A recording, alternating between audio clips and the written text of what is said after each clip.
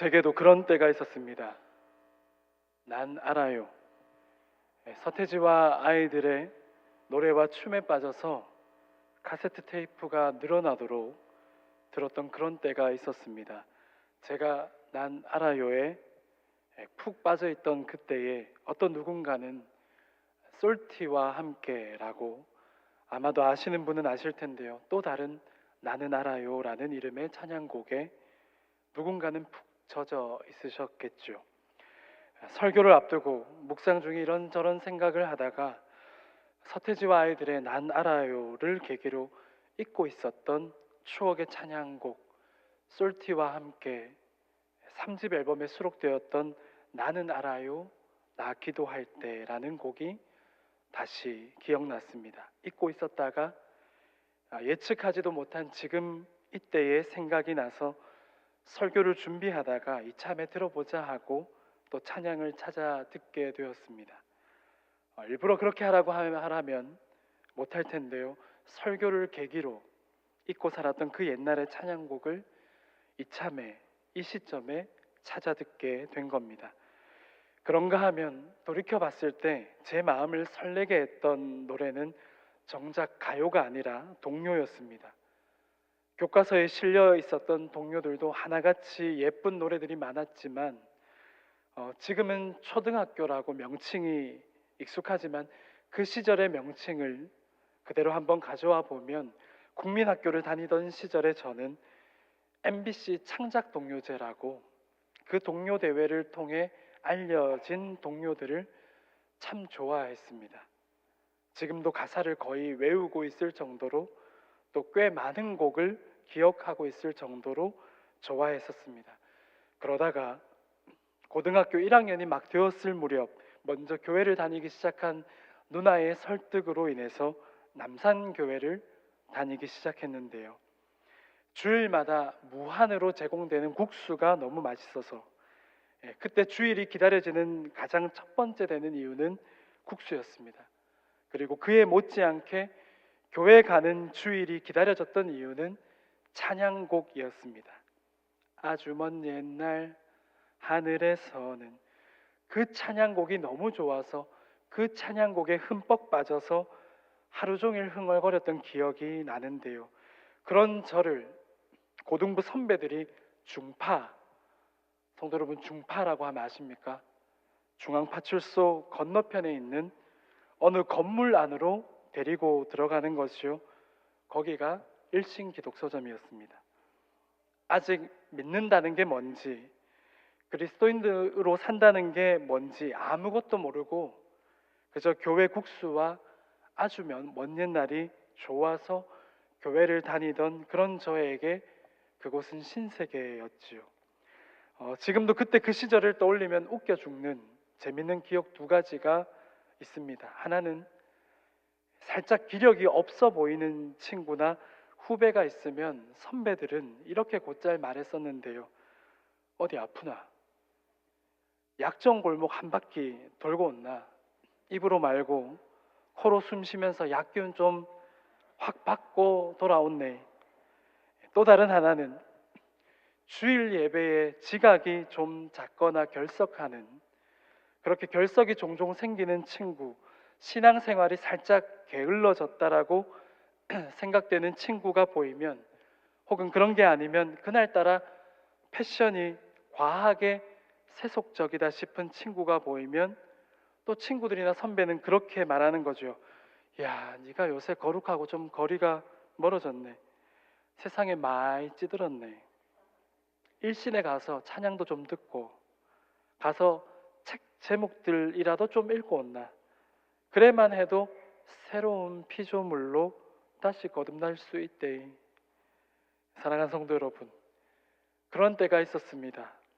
교회에서 찬양곡만 하루 종일 불러도 신나고 그렇게 좋았던 때가 있었고요, 20대 때는 최신 가요도 놓칠 수 없지만 최신 CCM도 놓칠 수 없는 그런 시절을 보냈습니다. 그런데 요즘 제가 좋아서 찾아 듣게 되는 노래들을 보니 하덕규, 지금은 목사님으로 사역 중이시던데요, 시인과 촌장 하덕규 목사님의 노래를 지금에 와서야 이제야 좋다며 찾아 듣는 겁니다. 정작 그 노래가 세상에 나왔던 당시에는 그런 노래가 있다는 걸 알더라도 그때는 큰 감흥이 없었는데, 심지어 그 노래가 TV 공익 광고에 사용되었을 때도 관심을 두지 않았었는데, 그런데 요즘 들어서 그 노래가 마음을 푸근하게 하는 겁니다. 밤새 비가 내리고 아침까지도 비가 계속 내린 어느 겨울날 아침이었습니다. 새벽 예배를 마치고 돌아와서 아침 등교 준비를 하고 있는 아들 녀석에게 들고 갈 짐도 꽤 있고 한데 아빠가 태워줄까? 라고 묻는데 돌아오는 대답이 아니 라고 하는 겁니다. 아침 식사를 하고 다시 교회로 나서면서 아이의 등굣길을 가만히 쳐다보고 있는데 사방 곳곳에서 알록달록한 우산들이, 성도 여러분, 그냥 차분히 걷는 어른들의 우산 행렬과는 다른 모습인 거지요. 똑바로 잘 가는 우산도 있지만 중간중간에 이리저리 삐뚤삐뚤 가고 있는 우산도 있고, 꼭 그런 친구가 있습니다. 횡단보도에 흰색으로 된 선만 밟겠다라고 껑충대는 우산도 있고, 자기가 좋아하는 만화 주인공과 캐릭터가 그려진 각양각색의 우산들, 그 중에는 또 아마도 엄마가 비 맞지 말라고 그 아이의 몸집보다 훨씬 더 큰 우산을 주셔서 파라솔 같은 걸 쓰고 가는 그런 모습도 보이는 것이요. 성도 여러분, 그 모든 우산이 학교로 모여 들어가는 모습, 아니요, 학교로 빨려 들어가는 그 모습을 보면서 그 모습을 지켜보고 있는데 그 모습이 너무나 예뻐 보이는 것이요. 그래서 저도 모르게 사랑해요 라고 쓴다. 한 번도 입 밖으로 되뇌어 본 적 없는 노래입니다. 그 노래를 저도 모르게 부르고 있는 겁니다. 이게 누가 부른 노래였지 하고 찾아보니까 시인과 촌장의 하덕규 목사님이 쓰신 사랑일기라는 제목의 노래였던 거죠. 교회 어린 아가들이 지금도 여기서 보입니다. 잠옷실에 아이들이 있죠.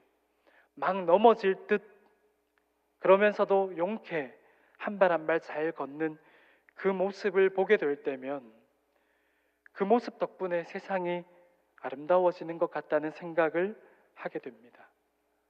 비 오는 날 학교로 모여 들어가는 알록달록한 우산들을 보면서 어린아이들이 자라나는 모습, 걷는 거며 알아들을 수 없는 옹알이를 하다가 어느새 엄마 아빠를 할 줄 아는 거며 하나씩 새로운 걸 터득해 나가는 아이들의 그 기특한 모습을 보면서 주일날 교회 학교 아이들은 뭐가 그렇게 신이 났는지 마치 바람 속을 뚫고 달려나가는 아이들의 그 맑은 눈망울을 보면서 그 모습을 보면서 뭐라고 말하면 좋을까?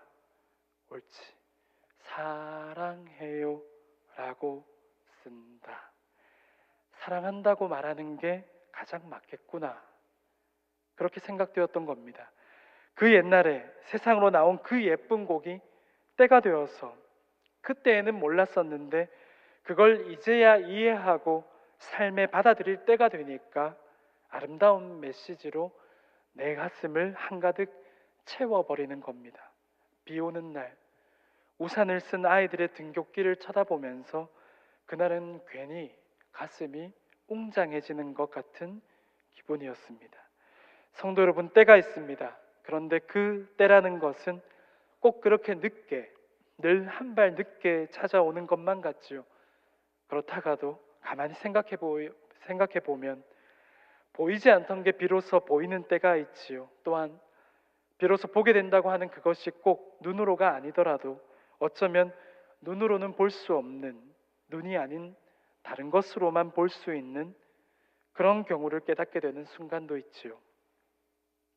그때에는 보이지 않던 게 시간이 지나서야 비로소 보이는 겁니다.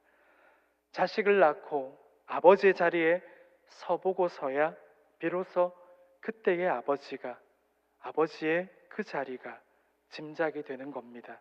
아버지가 짊어졌을 짐이, 책임감이 그제야 비로소 느껴지는 겁니다.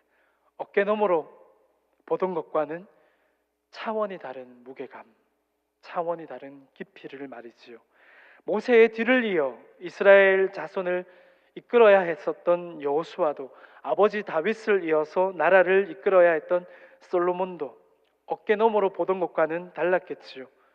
누군가는 그 모든 때를, 그 모든 순간을 우연이라고 치부합니다. 그러나 믿음의 사람은 인생의 그 모든 때를, 그 찰나의 순간을 가리켜 뭐라고 할까요? 본문 가운데 11절 말씀은 다음과 같이 말씀하고 있습니다. 하나님이 모든 것을 지으시되 때를 따라 아름답게 하셨고. 그렇습니다. 믿음의 사람은 인생의 그 모든 때를 하나님의 일하심이라고 고백합니다. 하나님이 우리 삶에 강제적인 방식으로 직접적인 개입을 하지 않으셔서, 그래서 하나님을 모르는 인생은 그의 인생에 일어나는 일들을 가리켜 우연이라고 여길 수 있습니다. 그러나 믿음의 사람은 우리가 눈치를 챌 수 없고, 그래서 혹 놓쳐버리기도 하는 그 모든 우리 인생에 일어나는 일들, 그 모든 찰나의 순간이 그때마다의 일들이 하나님의 뜻이었다고, 하나님의 선하신 간섭이 있었노라고 고백하는 겁니다. 믿음으로 이 세상을 살아가는 믿음의 백성들은 하나님의 선하신 뜻이 우리 삶을 든든히 지탱하고 계신다는 사실을 믿지요.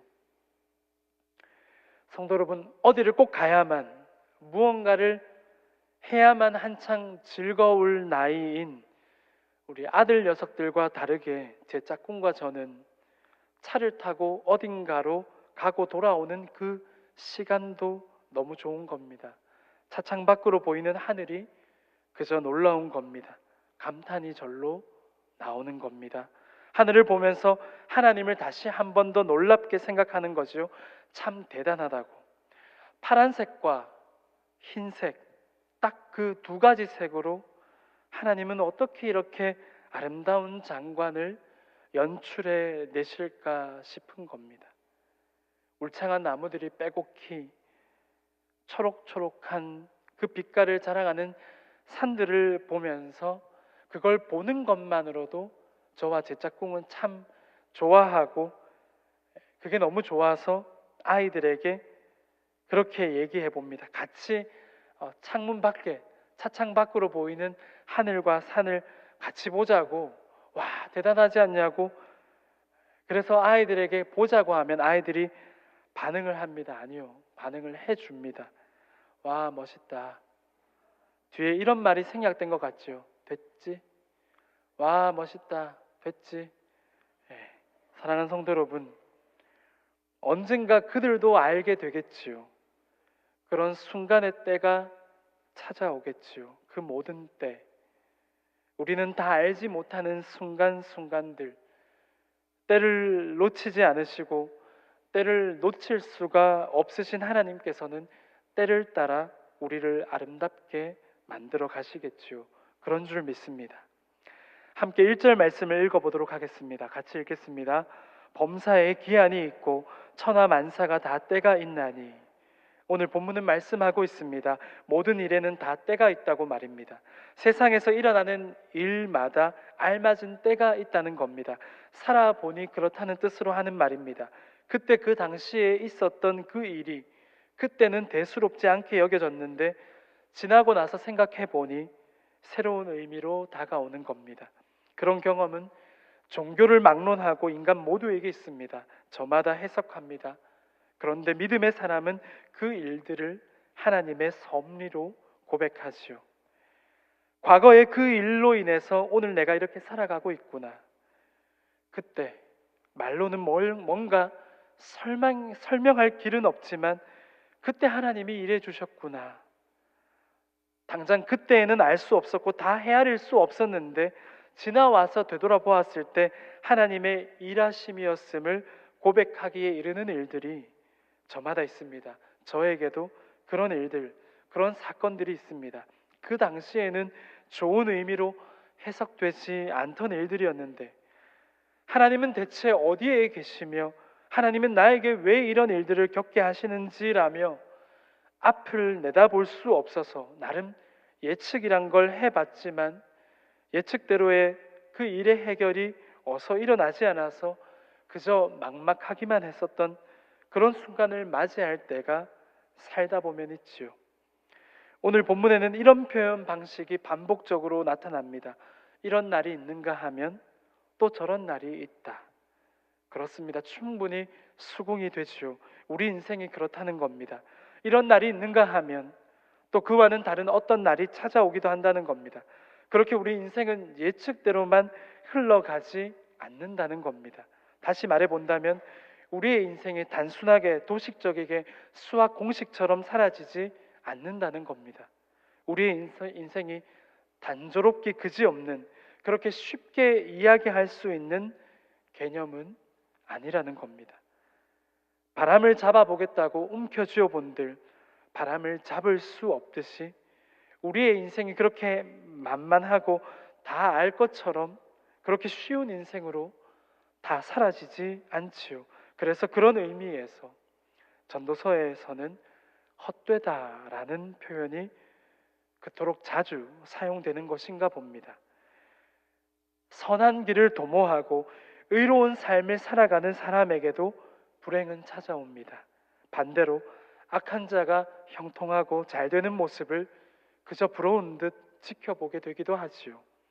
그러니 인생은 어려운 숙제와 같고 애매모호한 것이라는 무책임한 결론을 던져주는 게 하나님이 전도서를 통해서 우리에게 들려주시는 교훈은 분명히 아니겠지요. 때때로 우리의 예측을 벗어나기도 하고 세상이 나를 배신한 것 같은 날이 뜻하지 않은 일들이 우리에게 찾아오기도 한다. 누구에게나 그런 순간이 찾아온다. 그 사실을 통해서 하나님은 오히려 우리를 위로하시고 용기를 불어넣어 주시는 겁니다. 그게 아마도 전도서를 통해서 우리에게 하나님이 들려주시는 교훈이 아닐까요? 너 때문이 아니다. 네가 잘못해서 그런 게 아니다. 너의 잘못 때문에 그런 일이 발생한 게 꼭 그런 것만은 아니다라고 말입니다. 욥기 말씀을 생각해 보십시오. 욥은 까닭 없이 찾아온 고난에 지칠 대로 지쳤습니다. 왜 자신에게 고난이 찾아왔는지에 대한 답을 알아나가는 과정을 소개하는 것이 욥기입니까? 아닙니다.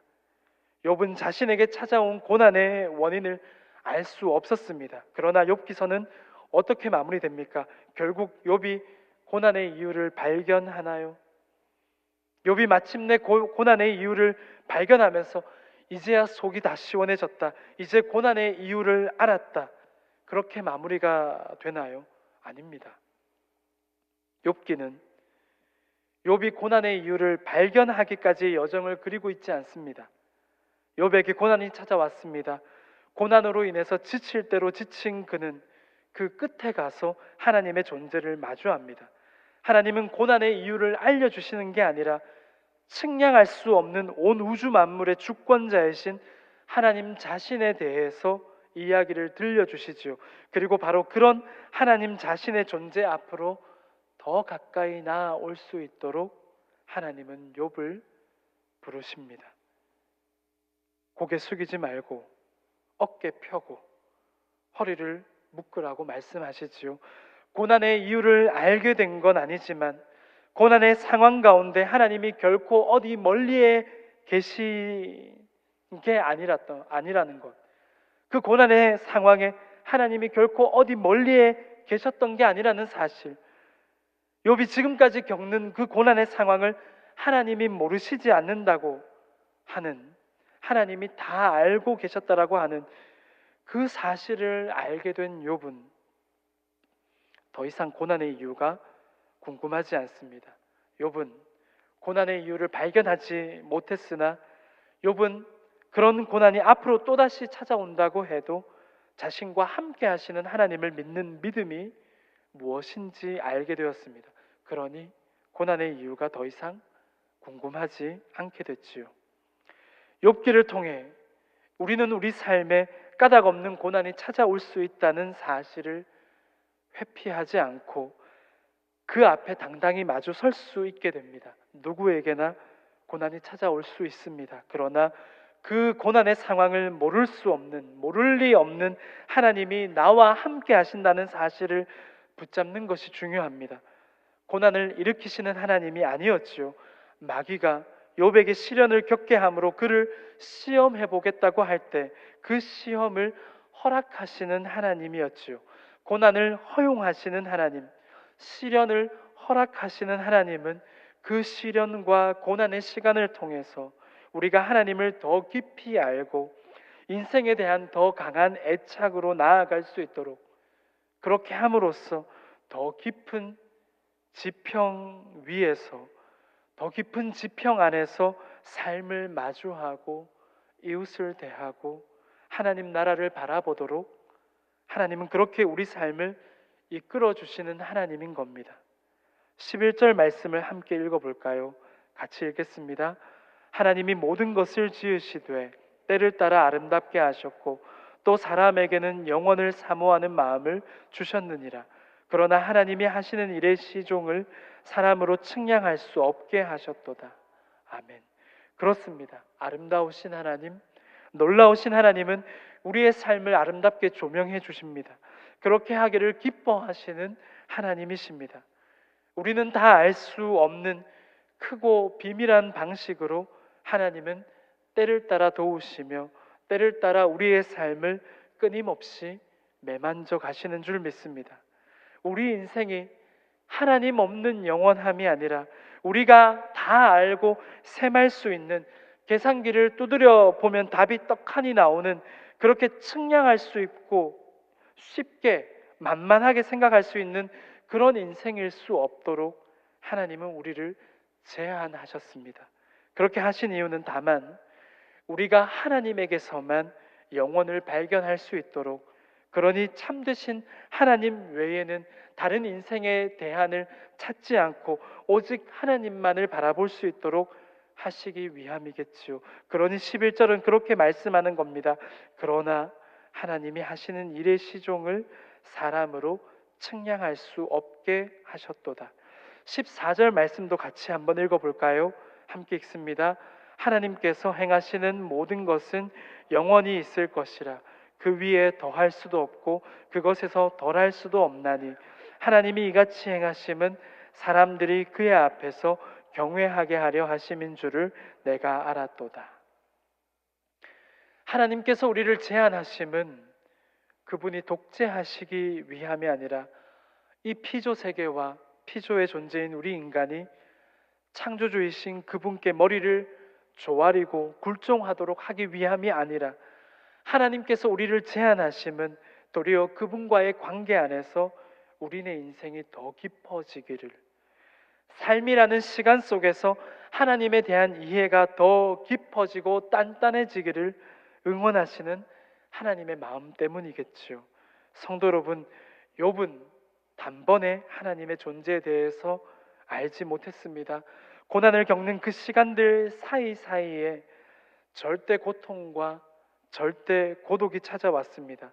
모든 게 차단되어 혼자만 이 세상으로부터 고립된 것만 같았고, 그 좋지 않은 마음으로 하나님을 향한 원망을 쏟아낸다거나 아니면 자신을 향한 한없는 정죄를 쏟아내도록 유혹하는 주변 사람들, 그것도 가까운 주변 사람들의 말들 때문에 그는 지칠 대로 지쳤습니다. 그 사이사이에 켜켜이 비집고 들어온 여러 말들, 주변 사람들의 정죄와 내 마음속에서 피하고 싶지만 자꾸만 염세에 빠지도록 잡아끄는 말들, 그 말들로 인해서 지금까지 지켜온 내 신념이 지배당할 것만 같은 그런 순간들을 다 지나서 마침내 때가 되었을 때, 그 고난의 시간을 거치고 난 뒤 그 때가 되었을 때 욥은 하나님의 존재를 아는 기쁨이 아니라, 하나님의 존재에 대해서 다 알지는 못하나 그러나 하나님을 아는 기쁨이 아니라 하나님을 신뢰하는 기쁨으로 넘어갈 수 있었습니다. 단번에 태어나자마자 곧장 날아오르는 나비가 없듯 먼저는 애벌레로 세상에 나와서 애벌레 시절과 번데기로 그렇게 아무런 것도 기대할 수 없을 것 같은 그런 시간을 묵묵히 지나고 나서 그때 비로소 아름다운 나비가 되어 날아오르지요. 그런 시간을 생략하고 바로 날아오르는 나비가 없듯이 하나님은 때를 따라 우리 인생의 모든 순간 우리는 다 알지 못하나 하나님은 모든 방법으로 우리를 돌보시는 겁니다. 좋은 일은 우연이라 넘기고 좋지 않은 일은 하나님의 부재를 말하며 그분의 존재를 의심하거나 부정하기도 하는 그런 우리 속의 연약함에도 때마다 하나님은 쉼이 없이 우리를 위해 일하시고 우리를 선하게 도우시는 하나님이신 줄 믿습니다. 그렇게 믿으십니까? 그렇게 믿으실 수 있으신가요? 아멘. 맑은 날씨를 싫어하는 사람은 없지요. 그러나 늘 햇빛일 수만은 없습니다. 비 내리는 날을 굳은 날이라고 곧잘 표현합니다. 그만큼 대부분의 사람들은 비 내리는 날을 좋은 눈으로 바라보지 않습니다. 늘 해가 쨍쨍하고 맑은 날씨면 좋겠지요. 우산을 쓰지 않아도 되고 꿉꿉한 느낌도 없고 신발과 옷이 젖을 걱정을 하지 않아도 됩니다. 그러나 1년 365일 비 한 방울 내리지 않으면 어떻게 될까요? 사막화가 시작됩니다. 사막화가 진행된다는 말입니다. 그것은 재앙이지요. 마찬가지로 우리 인생에도 해가 쨍쨍한 날이 있으나 반면 비가 내리는 그런 날도 있지요. 폭풍우가 연거푸 몰려오는 날도 있고 제발 화창한 날이 어서 찾아오면 좋겠는데 봄날이 찾아오면 좋겠는데 계속 겨울인 겁니다. 그러나 그런 날들이 우리 인생에 사막화가 일어나지 않게 하고 우리 삶을 고르게 하는 줄 믿습니다. 예전에 그 당시에는 까닭을 알 수 없었지만 지나고 나서 보니 오늘 본문에서처럼 고백할 수 있게 되는 겁니다. 모든 일에 다 때가 있다.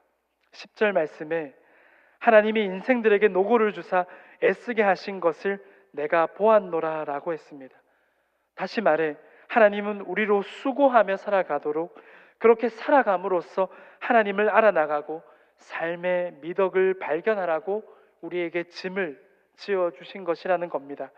고통이라는 밥과 상처라는 국을 우리 인생의 밥상으로 차려서 먹이시는 하나님이십니다. 그것을 먹음으로써 우리는 더 강해집니다.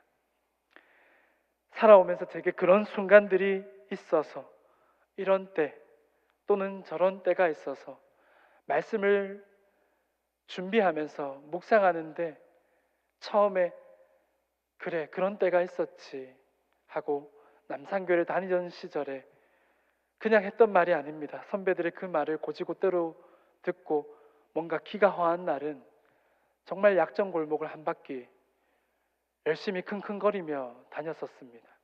그리고 정말 뭔가 내 신앙의 공력이 떨어졌다고 느끼고 뭔가 요새 내가 좀 해이해진 것 같다고 할 때 그런 친구들 모아서 다 같이 교회에서 가까워서 일신기독서점으로 다 들어가서 찬양도 듣고 새로 나온 앨범이 있는가 책 제목들만 읽어도 분명히 은혜가 된다고 하는 선배들의 말이 그냥 하는 말 같지만 농심 같지만 진심이기도 했던 그런 때들을 다 지나서 그런 때가 있어서 사랑하는 성도 여러분, 그 모든 계기를 통해서 하나님은 우리가 오늘을 살아가며 앞으로의 삶도 힘있게 살아가게 하시는 줄 믿습니다. 때를 따라 우리 삶을 아름답게 지어가시는 그 모든 순간, 모든 방법으로 영어로 하면 참 이 말이 언어 유희 같은데요. Always, always 모든 순간, 모든 방법으로 그렇게 아름답게 우리 삶을 사랑과 은혜로 이끄시는 그 하나님을 다시 한 번 더 가슴에 가득 담아 새로운 한 주도 더 많이 웃는 날, 주님과 걷는 날 되시기를 주님의 이름으로 축원합니다.